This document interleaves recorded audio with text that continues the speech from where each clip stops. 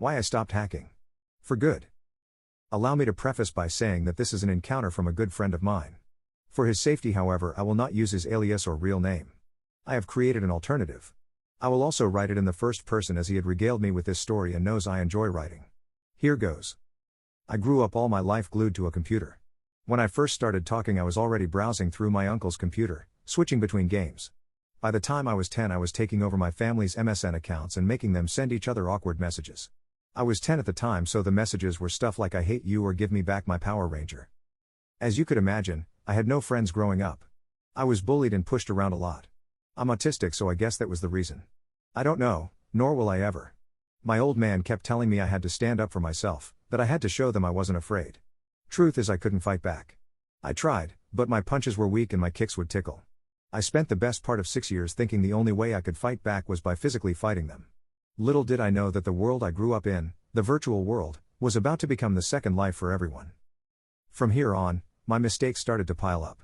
I was 16, everyone was using Facebook, Twitter, whatever what was popular, people flocked to it.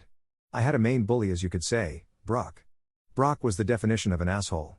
I guess it made what I did to him easier to live with. Brock loved to brag. His girlfriend was hot, his figure was fit, and he was amazing at sports. His only downside was he was dumb as shit.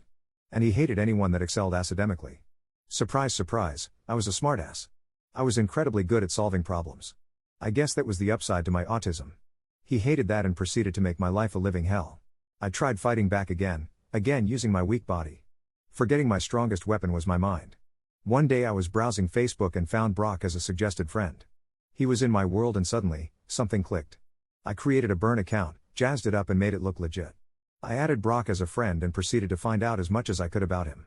I found his girlfriend and added her too.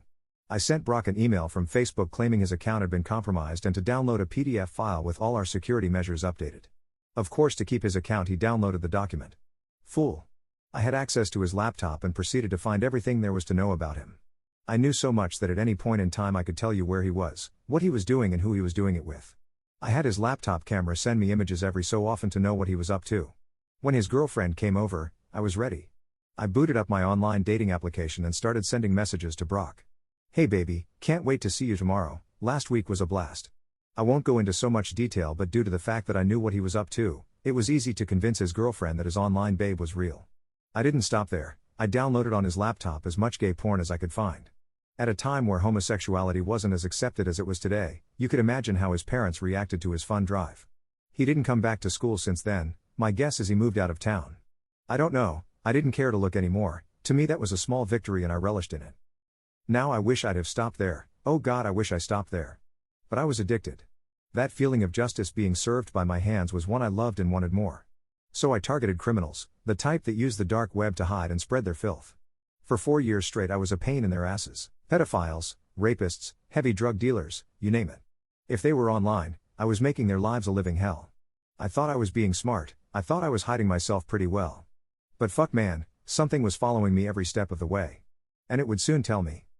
I woke up one morning as any normal day, made eggs and toast for breakfast with a glass of orange juice. Booted up my desktop and browsed Reddit. The usual was on, guys complaining that something was overpowered, something was underpowered, the game designers weren't listening. The usual morning chuckle. Then I heard a ping, the Facebook Messenger notification sound. Funny, I didn't open Facebook yet. Maybe I did and forgot? Wouldn't make sense as I rarely open Facebook. It was odd but not enough to sound any major alarms. A message from someone I don't know, "Hey Danny. What's the weather like in Japan?" What the fuck? Weather in Japan?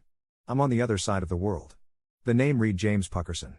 On my other monitor I started to go through his profile trying to find any mutual friends, someone I met in a party or something. I responded with "Sunny, I hope, anyone who knows me knows I hate the rain." I keep looking but nothing of interest pops up. James replies, "Oh, a funny guy. Tell me Danny, do you enjoy playing games?" At this point I think he's referring to video games. Yeah dude, what did you have in mind? League of Legends? Dota? I don't mind. Oh Danny, I didn't mean one of those childish games, I mean a real game. You know, the type that involves putting one's life on the line. I let out a chuckle, someone probably hacked my Facebook account, added this weird ass account and is now trolling me. This isn't a joke Danny, I take these games extremely seriously. Okay what? How did he know I laughed?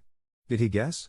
There's no way he can see me, My camera isn't even plugged in, and how could he have gotten into my apartment? My Facebook profile had a fake address on it, and I never used my real address for anything, not even Amazon or eBay. This has to be a joke. I wrote, "Sure dude, I'm bored as fuck anyway."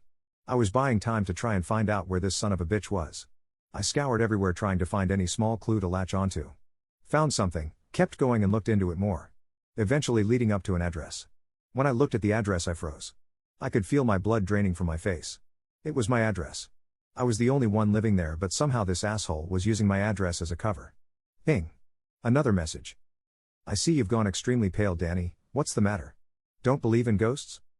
I couldn't move, this guy could see me, he knew every move I was making and I didn't know what to do. Do I run away and burn everything down? Fry my hard drives and shred my motherboard? What the fuck is going on? Ring ring Danny, ring ring. My phone starts to ring, but it isn't James, the caller ID read Mum. I pick up. I hesitate to speak, I can't show my mom I'm afraid of something, she'd worry. I try to act cool. "Hey Mum, everything alright?"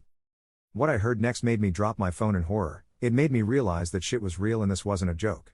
A voice, obviously modulated to hide the identity of the caller. But the threat was real and I knew who it was. "Hey Danny, what's the weather like in Japan?" Part 2 has been released.